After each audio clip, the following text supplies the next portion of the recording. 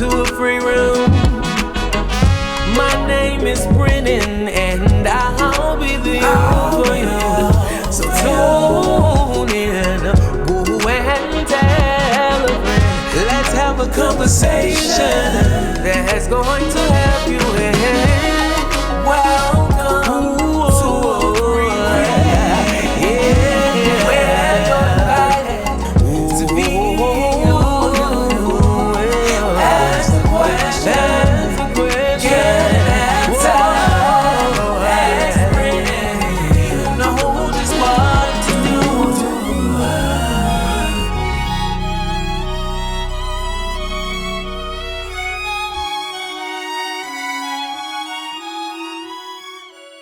Y'all, welcome back. We are on another episode of Brennen's Room. I'm extremely excited. I'm overwhelmed. I am peacock proud. I'm inspired. I'm moved. I'm motivated. I'm enlightened about the guest I have today. If I was to be, completely frank, I've adopted him as an uncle. Dr. Stephen Akintayo. Did I say that right? Yes, I did. You Okay. got it right. Okay, so y'all know I talked. Y'all know pretty much a little bit of my story about me becoming a millionaire by selling candles, right? And once you get to another bracket or a tax bracket, or you change, your taste change, your partnerships change, your environments change. You're no longer in the neighborhood. Now you're going, nationwide, then global, and so you meet different people. And I've been blessed.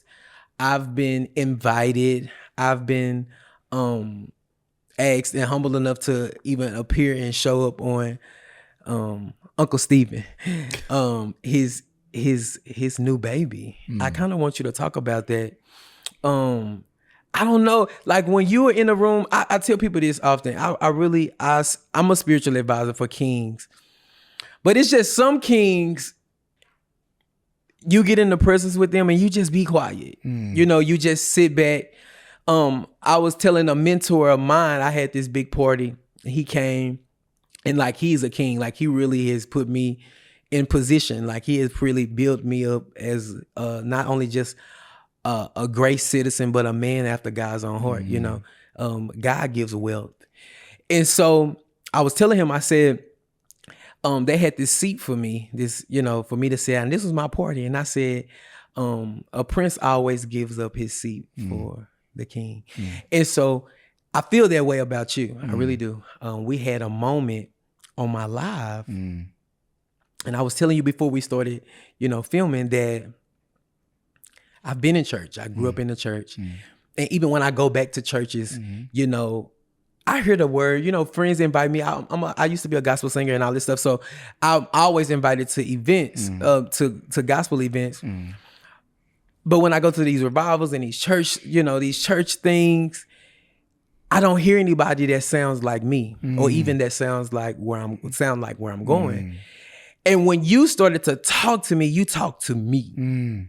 I was interviewing you about you and your stuff, but you started to talk to me, and I was telling you, like, that's church to me. That's God to me. Like you were talking about, your story. So I'm gonna just get in and I'm gonna let you tell your story, who you are, how you became, how are you still becoming, and those risks. Okay. You First of all, thank you for having me. I'm really grateful. Thank you. It's good to be here. This is lovely.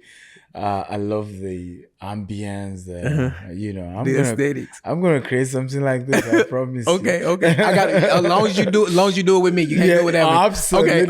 Okay. In fact, you will be my first guest. Okay, cool. Perfect. Yes. So thank you for having me. Absolutely. My name is Stephen Akintayo. I started way back, in Africa, Nigeria.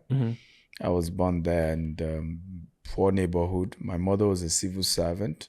My father's business had crumbled before I was born. Okay. And so we were really poor. I mean, where we grew up for most part was without running water, without electricity. Yeah. And really, really, really, really, really poor. Okay. And Like poor. like poor.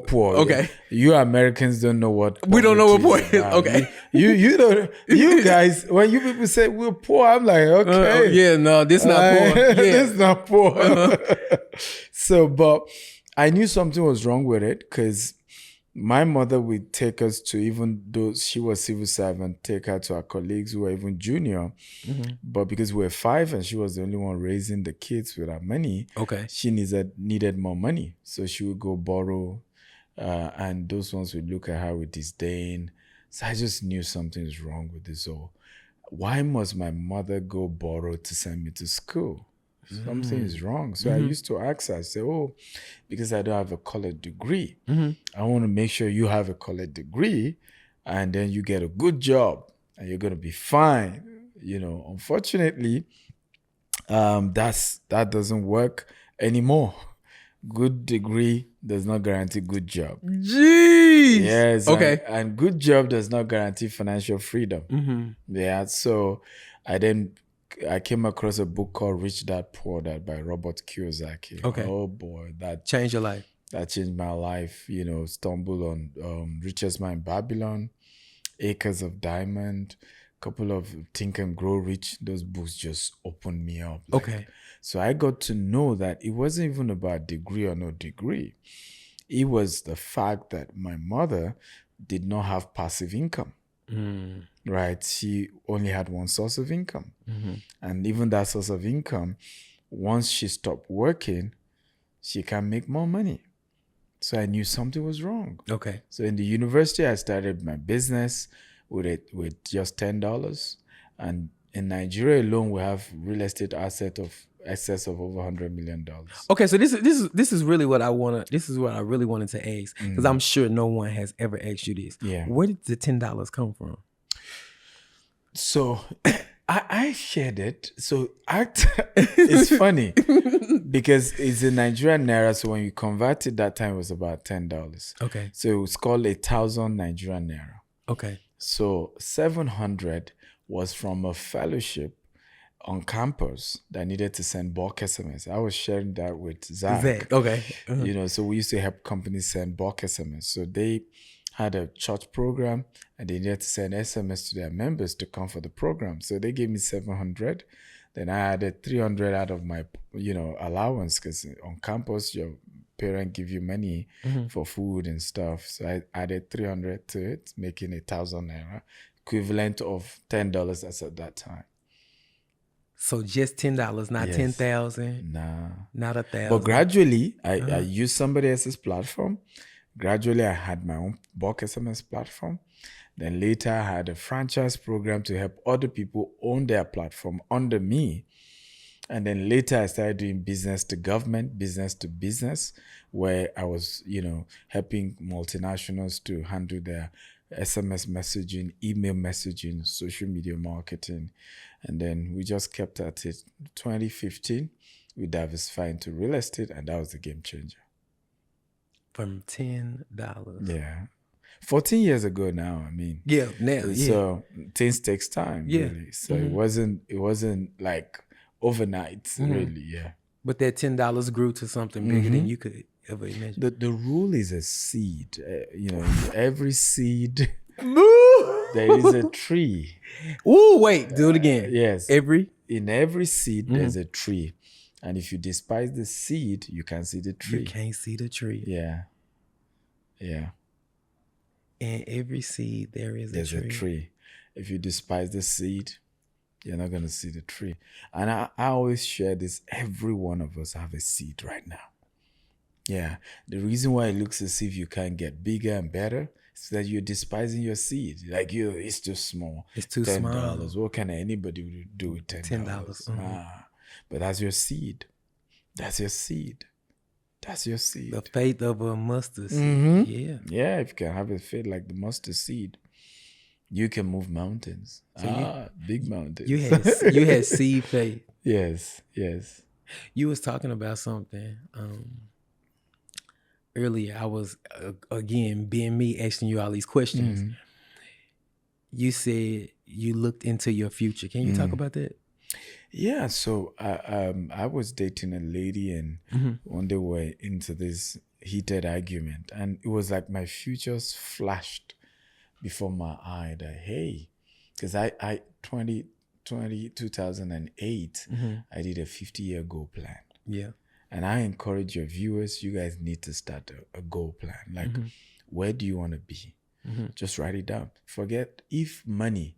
How can you think 50 years though? How can you think that far into your? So what you want to do is fantasize. I tell people, when you want to do this, just tell yourself, money is not the problem. Connection is not the problem. What do I want to be? But you can't say that because you are a visionary. You can see for real. You can, it's like me saying, I can see because I can see things. I'm a seer. I see into the future. I can do all this stuff. Yeah. You can't say that. For a typical everyday. Everyone who desires it can be that. Everyone. So you don't have to have the ability to see. It's a choice. It's a choice. You are a seer by choice. You're a visionary by choice. Right? Just sit down and say, if money, network is not the problem. Let's assume I have it. Where do I want to be? 5 years from now, 10 years from now, 20 years from now, 30 years from now. Now there's a phase 2 of that vision. That's that planning. Yeah. Phase 1, just fantasize. Yeah. Phase 2, you get to methodology. That's when you now start saying, okay, I want to be this, right? How do I get there? Right. You see the point? But see, this is the thing. You can't. It's a choice. Yeah. Also, not only is it a choice, it's a calling. So we are called to see for others. We're all called. Yeah. So, but your seeing is so detailed, profound, because you have this extra sense as well. So I agree with you, but one of the things I realized that has done is that a lot of people have built the sense of powerlessness, particularly in our culture, and say, no, it's Brennen alone. He's a seer. He's a spiritual advisor. Can't you even see how slick he is? I'm not like him. Yeah, I can be like him, but we all can be. It took you years to be who you are. Wait, we all can be. We all can be. It's what does that mean to you? What does be mean to you? Be is whatever. Now, deep inside, we all know we are called to greatness. Deep inside. It doesn't matter where you are right now. I'm losing it right now. But go ahead. But something tells you I can be my own Superman. Right? Something tells you. But sometimes like something is pressing it down and say, oh, you don't have the money, you don't have the network, you don't have the contact. But this is why I tell people, image, nation, imagination. Image, nation, imagination. So go to your image nation. It costs you nothing. It's free. Just go there and say, I'm the president of the United States of America. Oh, I'm entering to the White House right now. Wow. It costs you nothing. Like nothing. So you just shifted the room. Yes. You just shifted the room with that. Literally, my hairs was raising up on my arm. Wow. Because that what you just did before we even turned the cameras on, you were talking to me and Marcus. Yes. And you was telling Marcus about himself and about the imperfections. Yeah. And you was like, it's perfect, but it's not perfect. You was like, but I like that. And I asked you, I said, why do you like that? Because I'm meticulous. Yes. Marcus I gotta have everything. As you can see my place, this it's like lovely. Yeah, it's like this is perfection. It is. And so when you said that's why I don't give people a lot of family titles. Because that's why when I say Dr. Uncle Stephen, like because you went into an uncle, a father, you went into that moment and said, no. Yeah. Everything is not perfect. And so when you started to tell us and break it down and you told Marcus and you said, hey, what's his name? You made sure I got his attention so he could hear what you had to say. And when you said everything you had to say, you said, And I said, no, what is that? I Yes. needed you to tell me exactly what that was. Yes. In everything you do, you have a vision after it. True. Everything you say, you have a vision after it. Yeah. You were just freely talking to us for free, and you begin to have a vision. What was your response when I asked you that? What did you say? Do you remember what you said? I'm not sure I did. I said, what does that mean? You said that there's more. Yes, I remember now. There's more. There's more. There's more. I mean, look at this. This is look at this, right? I don't know whether the camera can picture that. This is what makes this room beautiful. Like, it's not white like the rest. That's imperfection, but it's made it perfect. Right? Like right? It's made this room perfect. Like, if everything's all white now, we wouldn't have this beauty here. Right? So your imperfections make you beautiful. That's it. So stop fighting it. It's the gift. You know, I met this 18-year-old realtor. She just got a real estate license. And she said, oh, nobody's going to, attend to me. They think I'm young. I'm 18. I said, that's your gift. Being youthful, being young is the gift. Who doesn't want to be young? Like, when you go into the room, flaunt it. Tell them, I'm an 18-year-old licensed realtor. I just got my license. I said, if they don't give you attention, something's wrong with them. Not you. 18-year-old, that's the gift. Being young, being naive, being new. That's the gift. That's the gift. Why do we pervert that so much?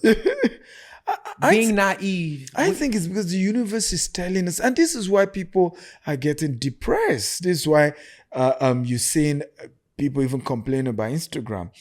Teenagers are struggling because now all they see is perfection, and they don't know that if you meet these people in real life, I mean, Kardashian isn't as perfect as the picture you see on Instagram. So now you see your real self every day. You're like, oh no, I'm not like, oh, I wish. No, you're perfect. You're perfect. You're good. You're imperfectly perfect. Oh, preach it. Preach it. Yes, absolutely. But you see, we don't have enough of you to feed us. Why is that? Because many of us haven't decided to rise up. Why are they We afraid? all have to rise. And I think it's the same thing with discussing. Everybody just feel, I'm not perfect. I'm not perfect. So I can help anybody else. I'm sitting with a multimillionaire, and you're telling me, a multimillionaire is telling me, don't be perfect. Being naive is It's good. It's good. What am I enjoying about coming to America and people are saying, I just got a 54-acre property and we're starting our first estate. And I told the team, I said, this is just an experiment. I want to get over 100 acres and I want to build a city. And the two, they all went mad like, this guy. Yeah, you see how I'm looking at you like right now? Because you're saying 50 acres like it's, a leisure. Yeah, because, I mean, we have almost 50 hectares in Nigeria already in different locations. So I'm used to large land. You're used to big things. Yes, I'm used to but the lesson in it is the lesson in it is that the reason why I'm enjoying this expansion to America is the imperfection. I don't have all the lawyers like I do. I have more than 10 lawyers in Nigeria. I have tens of accountants. It's a whole army for my business. Now here, I'm new, I'm naive. I'm enjoying it like, oh, let's do that again. Let's start new. Yeah. That's the way it should be. And that's why Jesus said, look, if you can just be like these little ones. Zach, be quiet. You're the imperfection in the room right now. Just go back to being a child. Just go back to being remembering naive. the kid in you. Yes. And this world will be perfect. Really? If you can't laugh at yourself, something's wrong with you. Like, why must you be so perfect that people can't laugh at you? Like, I enjoy when people mock me. I'm like, okay, now you're talking to my God to make me. You gotta mock me for God to make me. So go ahead, mock on. Let's do this. You reminding God. Yes, you are doing so. So please keep mocking me, man. I like it. Somebody came on the live. Yeah. And Zach told me, you shouldn't have said that. And I said, no. Somebody came on the live and they said that you were being fake because of your dialect. Yeah. And you said, no. Nah. And it moved me in such a way because you sit in your you talk from your shoulders. I was taught as a young boy to stride, stand and be firm in what you say. And I haven't met a lot of men here in America that do that, which is kind of strange. Wow. But you your chick. No, you said no. And for me, I was so moved because I was like, just the no. You said, I'm not. I'm meeting the room of where I am. Yes. Because I need Brennen's people to understand what I'm saying, and I need my people to understand and bring not only bring my people from Nigeria into a global mindset, but another network of people. Exactly. But you said no. And Zach was like, you shouldn't have even brought up that comment. I said, no, it was something in him that he had to say. Yes. And I said, you said, no, I'm global. I have to speak. Yeah. And I say, you can't be global minded and just stay in the neighborhood. Absolutely. And so it didn't move you. No, because, it's important because sometimes one of the biggest, secret of my impact is the authenticity, right? The originality of my brand. I mean, if you see me do banter with my followers, it's crazy. Like sometimes, look, I don't take, senseless, unintelligent comment on my wall. Like, get out of here. Yeah. I'm as real with them, right? Because I feel that's what's missing now. Everybody, you don't want to fight nobody. You just want to be the nicest guy. No, Jesus said, you thieves, get out that's Jesus. I mean, Jesus said to a woman, he said, oh, you know what? We don't give children's meal to dogs. If you say that now, they're gonna crucify. I mean, they would have crucified Jesus earlier if he did that. No, he told a woman. He said, food are meant for children, they're not meant for dog. And the woman was wise. She said, yeah, I'm not gonna fight Jesus over I'm a dog. But even dogs are entitled to crumbs that fall off the table. And Jesus looked at her and said, oh, you got it. As long as you're not allowing the mockery, the negativity bring you down, the door will be open. No matter who hates you, they're going to open that door. Because it's the rule of the universe. Keep knocking that door. Bang it open. Keep telling them, I'm not living here. I'm not. I've given myself a target, 5 years of expansion in America. I must own $1 billion real estate asset. And I'm going to knock on every door. Oh, you're going to watch out. Watch out. You're going to do it. You're going to do it. Yeah. Everything you said you've done. Watch out. I'm in business. And I don't care what anybody say. Racism, I don't care. I would rather look at you and say, you're not racist. You just don't like some people. But you know what? I have this property, 100 million. Will you buy it now? You're not racist? You're not racist. You just don't like some type of people. But buy my business, man. Do business with me. Let's move on. Let's move on. There's more. There's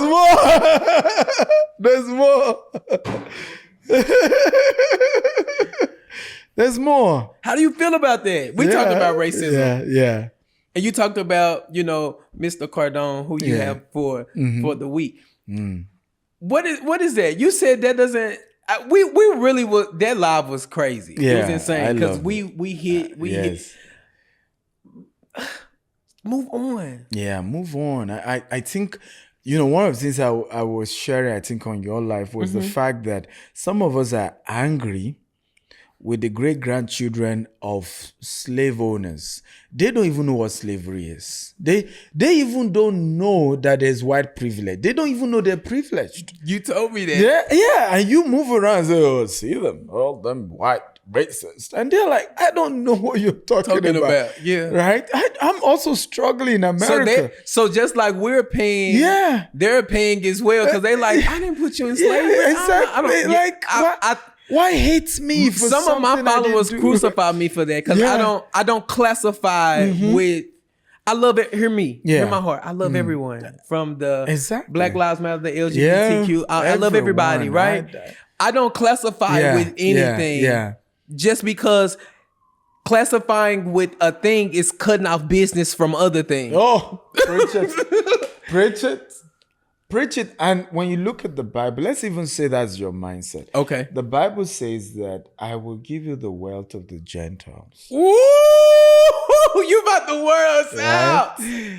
You cannot get the wealth if you don't go to them. You can't. Check all through scriptures. And Abraham left, Canaan, went to Egypt, and then he left. And the Bible says he's richer in cattle, in silver, in gold. He had to go. Each time Abraham or any of these guys in the Bible, they went to so-called Philistines, right? And then while they were moving out, they were moving a lot. So you can't, let's even say that's your mindset. Oh, they're racist. They're white racist guys. The money has to move from them to you. And you can't put a gun on their head to move it. You have to offer services, value in exchange for the money in their hands. And so if you don't mix and connect, how will the money come to you? How will it flow? You said be kind. Yeah. You have to be kind. You have to offer services. Even when you think they're being racist, you just be kind. I mean, Bishop did it here in Dallas. They were not going to give him credit to build Potter's house, but he just kept being good, kept being kind. You see Bishop today, he's big. Whether it's the privilege or not, be kind. That's the truth. Just be kind. It's so much I want to talk to you about. Because, okay, so, y'all, this is just a wealth of knowledge. I think the people perish. For lack of knowledge. Yeah. And I think it's because our people are too used to free. Everything has to be free, And it's part of the slavery and the colonial mindset. A slave does not own anything, right? Except for the master. That's something. Yes. A slave doesn't own it doesn't own anything. So he gets everything free. So some of them some, and I know you're not saying this, so I'm gonna say it. I'm from America, so I can see it. So you're saying the white man hasn't even enslaved some of us. We're our own slaves. Yeah, mentally. Because we don't own nothing. Yeah, our parents pass on that. Because one of the things I said to people, I said, if it's happening to us in Africa, the colonial masters gave us so-called independence, but mentally we're not free. So once the white man left us in Africa, we started fighting each other. Oh, I'm Igbo. Oh, you Yoruba. Oh, you. And then we continue. And the white man just continued to exploit that. Because while we fight each other, he comes and say, oh, he has superior strategy. He could help us with our oil. He could help us with our diamonds. He could help us with our gold. And the exploitation continue. The same thing we do here, African Americans. We have not come together to own a bank. We've not come together to own mortgage companies. And every day we come and say, oh, there is income inequality. Hey, shouting ain't gonna do that. You have to organize yourself the same way Martin Luther King did. Protest was what he needed to do that time. What we need to do now, owning businesses. Coming together and building platform for people to be able to build wealth. Sharing like we're doing right now to change the mindset of our people. I want to have conversations with Oprah to tell me how can the next African American Oprah emerge? Yeah. How can we have 5 Oprah? Right? That's the conversation. But you know what I live about? Oh, it's a passage in the Bible Yeah. that my grandmother raised me up on, and I live by every day of my life. That's why I am where I am. It says, live a private life and mind your own business that men may want to follow you. It's in Proverbs. Oprah is she's paramount when it comes to living a quiet life. And the life that's out loud is the life of what you do. You told me, you said, what was the quote you said that God gave you about helping millionaires? What was that? That was powerful. Yeah, it was powerful. So I was praying to God, I want to be a billionaire in Nigerian Naira. This was 2016. And God said to me, he said, raise as many millionaires as you can, and your billionaire status is automatic. One more time. Yeah. Raise as many millionaires as you can, and your billionaire status is automatic. And that was what changed my life. So I stopped seeing just like, I could become a billionaire all by myself. I started seeing that the more millionaires I raise, the higher I go. Because there is no general without colonels, without sergeants, without captains, right? It's the collective that raises you up. So you have to raise people. The more people you raise, the higher you go, right? The higher you go. And I think for our culture, we need to stop reacting. Once they kill somebody, then we all come together and say, oh, racism in America. I think we need to be better organized than that, right? We need to begin to teach our people such that listen, if you live in the richest neighborhood, let's assume the richest neighborhood, I don't know where it is. Highland Park in this area, or Hollywood. Highland Park, right? Let's assume the owner of the entire land is a black man.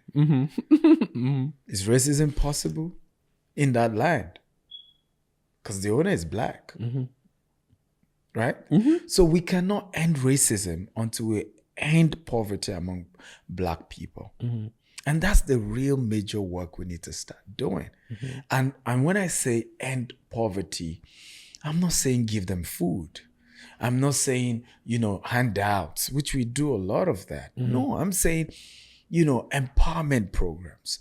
I'm saying, how can the richest amongst us begin schools in the area of their field?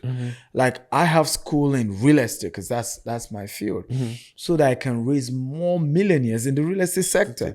Can Oprah have school in media to raise the next generation? Can Tyler Perry have school?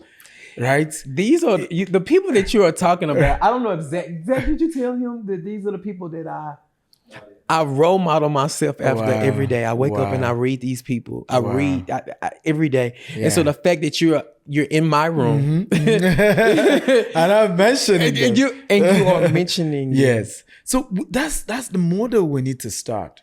Like all of everyone who is African or African American that is doing well need to say, you know what, I need to replicate myself, because that's what the white folks did. But will we listen? We will. I'm starting the movement. God had to bring somebody from Nigeria to come wake you guys up. Yeah, and I'm okay with that. Yeah, so by the time the movement go global, everybody's like, you know what? Come on, we need to start doing something. If he could come all the way from Nigeria and he's doing this massive move. And you believe that big. Yes, absolutely. Absolutely. So for me, is the mindset has to change. I get really upset when I see a lot of our people just play victim, because I didn't have that luxury in Nigeria.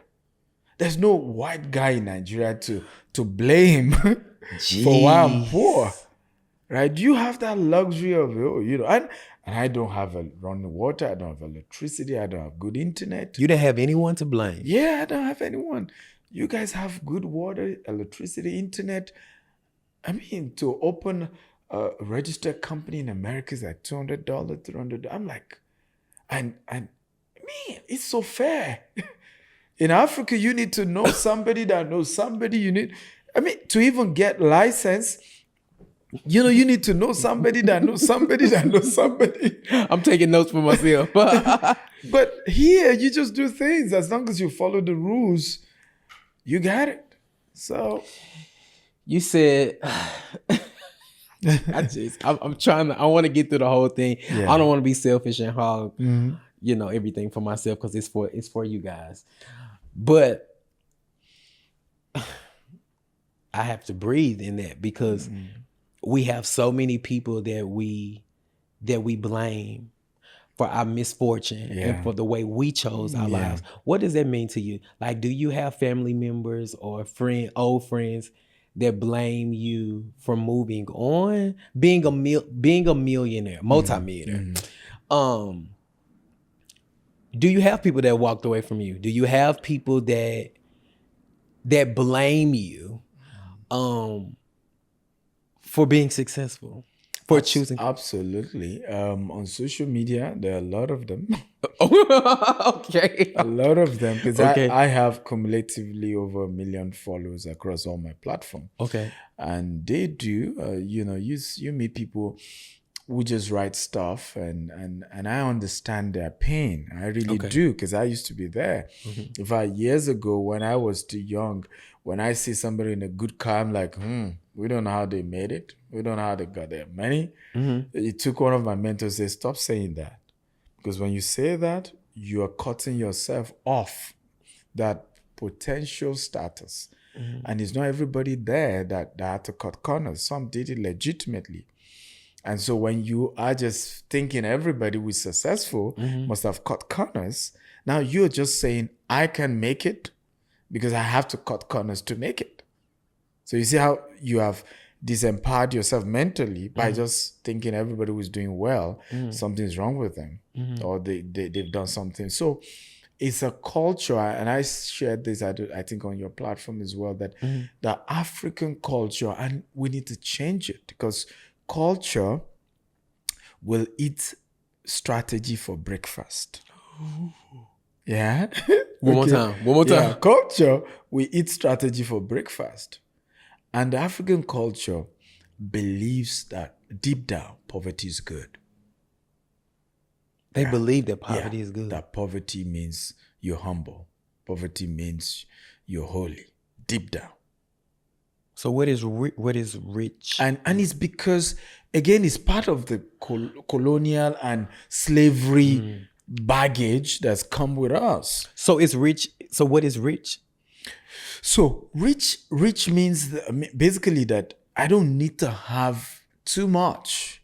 Too much is bad. Really? That's the culture. Yeah, it's there. It's there. Somewhere it's there. Like, too much is bad. And that's why a lot of the guys who have made it from our parts of the world or of our skin type had to cut off from the rest of us. Right? Because we feel that because they now have too much, they are no longer black. They're not white. Because for you to be really black, you have to be poor. That has to change. That has to change. Because black is not synonymous to lack. No, it's not. So that has to change. So, and it's a mental work. It's going to take time. And like I was sharing, listening to this interview between Tyler Perry and Bishop T.D. Jakes, and he said for years he used to feel bad that he's successful. Because he was just like, oh, everybody I know is still struggling, and I'm up here. And I took time for God to say, you have also been homeless. You've struggled. You deserve where you are. You deserve what you have. It's okay to have what you have. It's okay. You've worked hard for it. I've worked hard in this last, 20-something years of my life. I've worked hard. And I deserve every good thing that I've gotten. You believe that? Yes, absolutely. And so don't be angry seeing me doing well. Just you say to yourself, the God that did it for Stephen is going to do it for me. He's no respecter of persons. As long as I follow the process, I'm going to get there too. And whatever you appreciate in others, multiply for you. Whatever you're grateful to God for in the life of other people comes back to you. Gee. Yeah, it does. So for me, I have this ritual when I see people doing well, right? Like, let's say Brennen just got his private jet. I'm saying, oh God, thank you for doing this for him. I'm the next in line. You that you did it for him, you're going to do mine. And I'm just happy. And I will probably even write about it and say, wow, my buddy just got his private jet. I'm grateful to God. He's done it for him. I'm next in line. If you can have that culture, right, of just being grateful for what God is doing in other people's life, it's just a matter of time you're next. What level of confidence in yourself do you have to achieve to even be able to articulate that to God? Well, your questions are your questions are bad. like I was telling Zach, I said he draws out the vacuum. He just draws it out. Like we don't. He's not using straw. He's using hose. He's just drawing it out. But see, when you study the greats and you sit and you listen and you want to achieve, you're not jealous of their lifestyle, but you have an envious way. Envy my granny used to say, envy is good, jealousy is hate. So when you envy someone, you want to aspire to be, or you want to achieve higher or achieve where they are in life. And so when you sit with people like you, or you listen to people like Pharrell or Oprah or Tyler Perry, and these are people that I study, what's already in you will come out of you. I agree with you. I think the confidence always comes from the struggles. Oh. Yeah. So if you look at the story, oh my God. If you look at the story of David, right? So David in the Bible, when he was meeting Goliath and everybody said, you can't do it, he said, hey, calm down, guys. I killed the bear and the lion. Now, they may not be as big as this guy. But oh boy, the God that helped me to do that, he's going to deal with this guy. Right? So what has helped people like me is that I've been through a lot. And if God could help me then, he will even help me now. So the confidence often comes from the struggle. And that's why stop hating the struggles and the challenges you've been through, because that's where all the virtues will come from. You're building muscles. It's like the goal. Yo, what? You're building your muscles, right? With all the trials and tribulations is building your muscles. When you look at the gold, when you see a raw gold, right, you can throw it away. But that gold has to go through fire to be purified, to come as pure gold. Pure gold. So the better the purity, the higher the carats. So, 21 karat, 24 karat gold is the purity. And what makes you purify is the process, is the struggle, is the journey. You get to a point, and that's where people like, Oprah, Bishop T.D. Jakes, and Tyler are, where you've been through so much. And now you see all this stuff, you just smile at trouble. You're like, oh, the one that happened the last time, 20 years ago. I use it to move to the next level. Even this one, I'm going up. But a lot of us who haven't embraced those challenges, we're still fighting it. We're still saying, don't tell anybody that I had a baby out of wedlock. Oh. Some people had all that struggle, still made it in life. Still made it. And it's the stuff that they don't even talk about, tell nobody about. Yeah. And I'm sure you have things that you don't tell anybody about that you've overcome to get where you are now. And so, but we all just see, the glitz and the glam of you, Yes. And you'd be like, he doesn't understand what I'm going through. Right. He doesn't know. He haven't been there. He hasn't been there. But you can't be here without being here, right? Only the grave starts from the top. only the grave. Everything else in life starts from the bottom. What are you saying to me right now?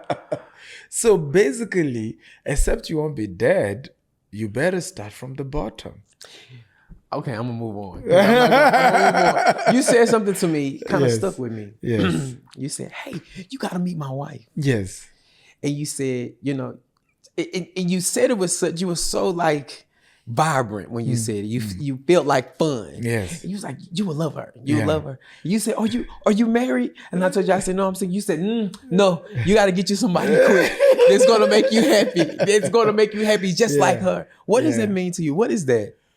So I tell people my wife is a better version of me. Like if you're looking for a good person, that's my wife, right? I'm like the bad cop. My wife is the good cop, right? She's good inside out, genuinely good, and patient and amazing. And what I'm for the women watching this, the greatest gift you can give your husband is peace of mind. Just peace of mind. You said we as men, Yeah.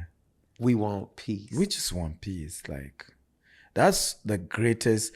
I've met more beautiful women. I've met more intelligent women. I've met, but none compared to my wife, because she gives me what they can give me. And that's what? Peace of mind. Peace of mind. Literally, I have had an experience where I traveled out of the country, and I forgot to remind my wife I was traveling, and this was 24 hours to the flight, and I say, oh, I'm going to Dubai. And she was like, you didn't tell me. I said, oh, I forgot, I'm sorry. And that was the end of the conversation. Safe trip. She helped me pack, and I'm gone. How many people can do that? I was just gonna say, most women now, they're gonna shoot you. Like, right. You're dead. Right, you're not coming back home. Don't come back here. You're dead. Like, peace of mind, honestly. Really, your help. Yeah, peace of mind. And I can be here without peace of mind. Like, you can't be trying to fight the whole world as an entrepreneur. You're trying to do this. You're trying to raise funds. You're trying to do that. You're trying to build your business. You're trying to grow your business in Dubai, in London, in the US. And then you come home, or you having that call, say, oh, you dirty, you crazy. Like, no. You need peace of mind. Your guys need to watch this movie, The Founder. Okay. Right? That's the founder of McDonald's. Because the wife didn't give him peace of mind. When they were doing divorce, he said, one dime from McDonald's, I'm not giving her. Yeah, one dime. Because she never supported this. She was always nagging all the time. So I want to encourage women, once you find that visionary guy and you love him, just give him the peace of mind. Because the trouble isn't worth it. How do you think your wife do that? I think I was lucky to have met her on campus, and I was a mentor before I became, before I married her, and I intentionally, decided to marry her because, like I said, one day we got into this argument with my ex. And my future just flashed in my presence. Like, imagine who you want to be. And I had written my 50-year goal plan that time. And so it was like, this person isn't going to help you into the future. And if you keep nagging like this, you're just going to die early, right? Because it won't work. So at the end of the day, after I broke up with my ex, I said to myself, who can give me peace of mind? I wasn't romantically attracted. I wasn't, and she wasn't either. Really? Yeah, the love grew over time. Yeah. So you mean to tell me there was no attraction? No, my marriage was like that of Isaac and Rebecca. Really? Like Abraham said, go to my country, get me one of our daughters. How does that work? How it works is, first of all, vision is your romance. What? Yeah. Marcus, like, you know, vision is your romance. Like both of you are going the same direction. That was what happened. We love people. If I had started a foundation, you know, where we work with orphans, we're providing scholarship, and because, like I said, I was her mentor, she was part of that program. We just are passionate about people and helping people and changing lives.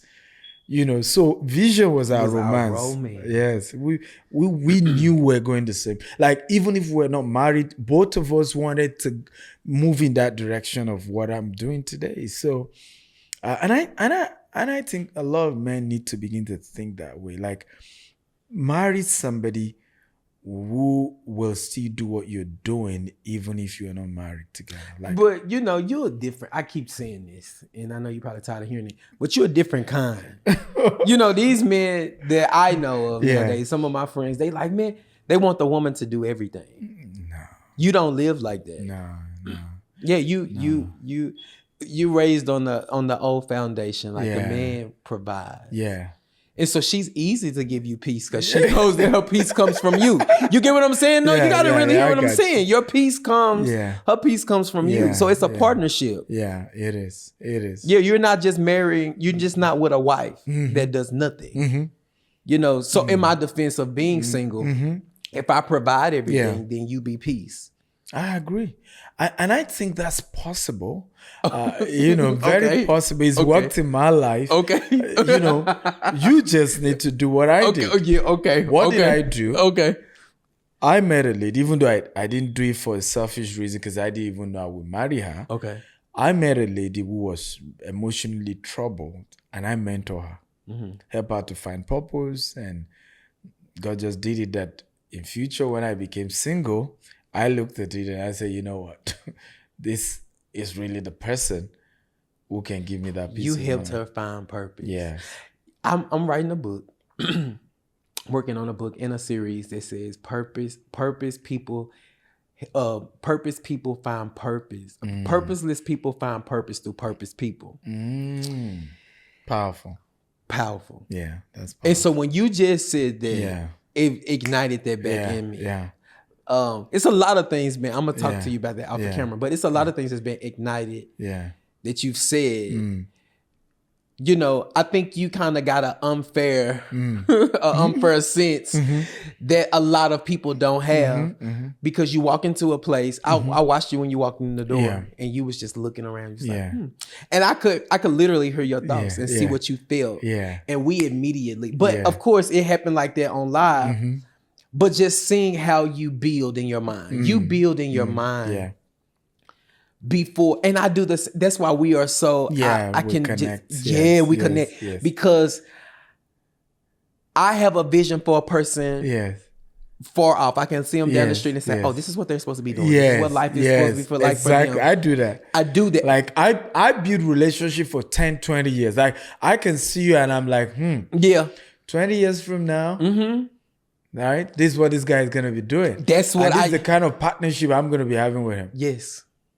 Yeah. And so it's easy for people like you and I to find our person. Yeah. True.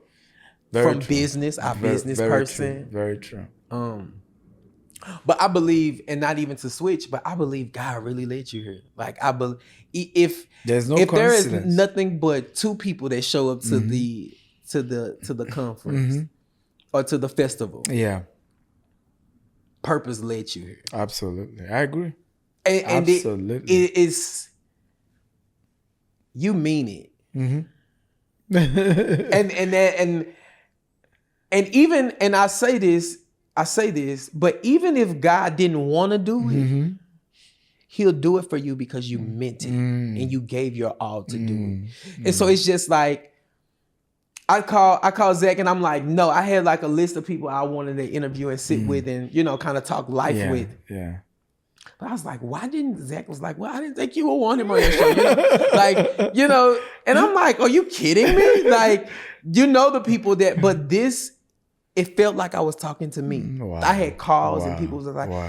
that felt like you was talking to your own self. Wow. That's a thing. Wow. Because if we can get up every day and look in the mirror and tell ourselves, okay, this is what we're going to do today. This is what's going to happen. This is what's going to happen 10 years. See, I'm not advanced as you to say 50 years. Yeah. But if I can give myself 5 to 10 years and say, Yeah. okay, after that 5 years to reassess and say, okay, we did this. Okay, now let's carry this out. Yeah. Because you have, you're big. You're big. And you were big inside of your small. Thank you for that. I love those good words. I'm really encouraged. I'm encouraged. Yeah. Because what you pour in, I can pour out. It should be like this. That's what we miss. We miss the, where we can pour into one another. Yeah. Let me give you this. Please. So this is my latest book. It's called The Billionaire Code. Okay. Right? So the code that billionaires use to create wealth that others don't. And I've gotten a lot of great guys, say a few things about the book. Okay. So this is your copy. Thank you so much. Yes. And this is going to help us. Yes. Powerful book. When did you release this book? This year. Okay. This year. So you're doing a lot this year and you're doing everything. Yeah. A lot. A lot. But I have great people around me. One of my biggest secrets is network. I'm big on the right set of people, the right energy, the right network of people. 2 poor people can't help themselves. One has to get to the top before I can throw the rope to help the others. So if you really care about poor people, become wealthy so that you can help as many. Right? So we're not building wealth because we're greedy, because we're stingy, because how much do you need, you and your family and your children? But we're building wealth because there are jobs to be created. There are people to be raised. There are some people who will not have money to send their children to school if you don't start that business. If you're not able to create a business that creates employment for them. There's too much of selfishness. And it's funny how people think that generosity is being all by yourself and not letting the great enterprise in you come out. That's not been.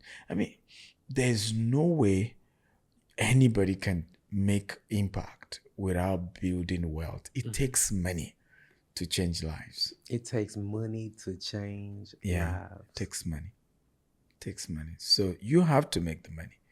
When you make the money, help as many people. It takes money to change lives. I'm gonna ask you one more question because I'm nosy. But I have to be nosy for something that's gonna give me life. Yeah.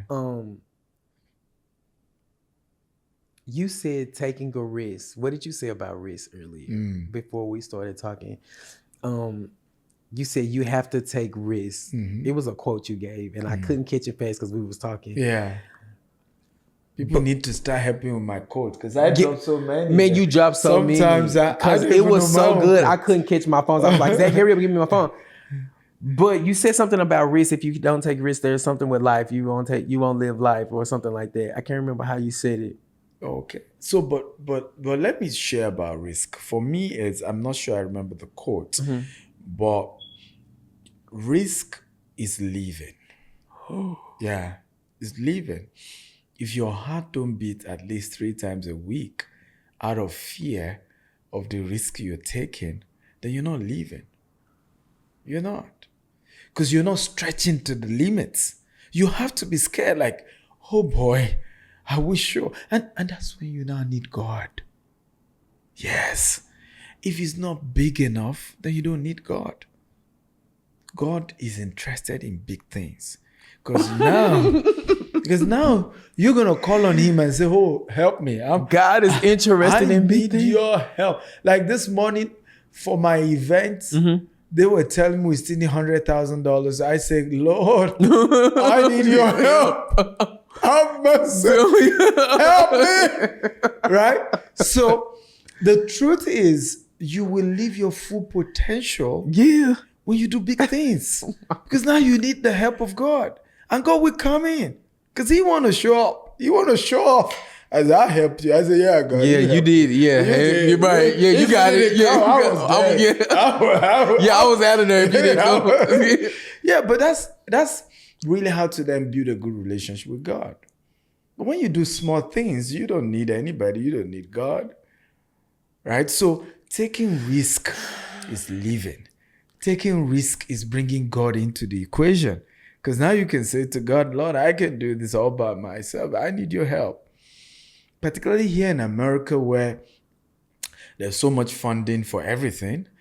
I'm not yet an American. I don't have Social Security. So even the investment I'm doing, everything is cash. Okay. I'm not using no credit, no liquid. So liquid. I want y'all unlike you guys. Hold on. I want y'all to catch this dance what he just said. He's buying 54 acres. Yeah. And he's using liquid cash. This is not borrowed money. No. This is not money that you get from the Western Union or Social Security or none of that.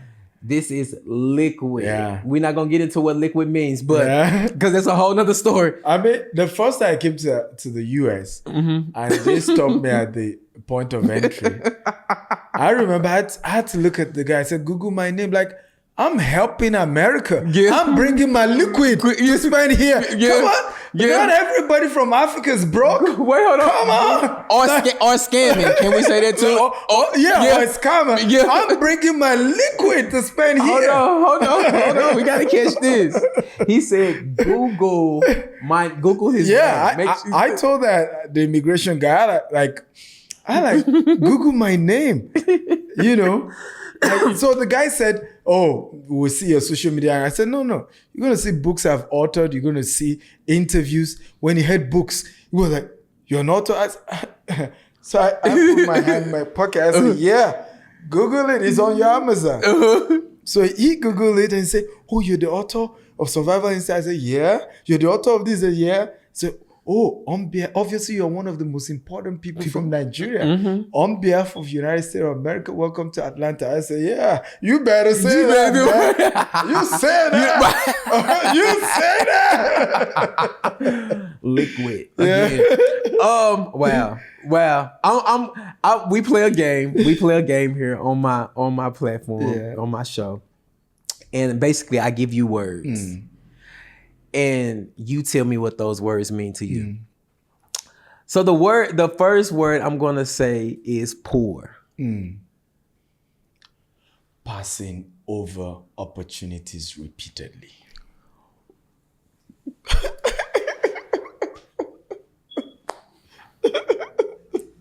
Wait, y'all can't pack up. They packing up. Wait, you can't pack up. Wait. Yeah, passing over opportunities repeatedly. Poor. I'm gonna breathe and take that in for myself. Wealth. Transgenerational. Paying people when you're long dead. Paying bills when you're long. Like, your ghost is making people rich. like your ghost is saying, hey, I'm going to make you a millionaire. That's wealth. Yeah, that's wealth. Global. So, being in one place and you are felt everywhere.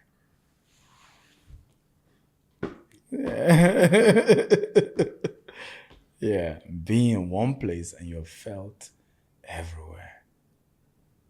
Yeah. Love. Sacrifice.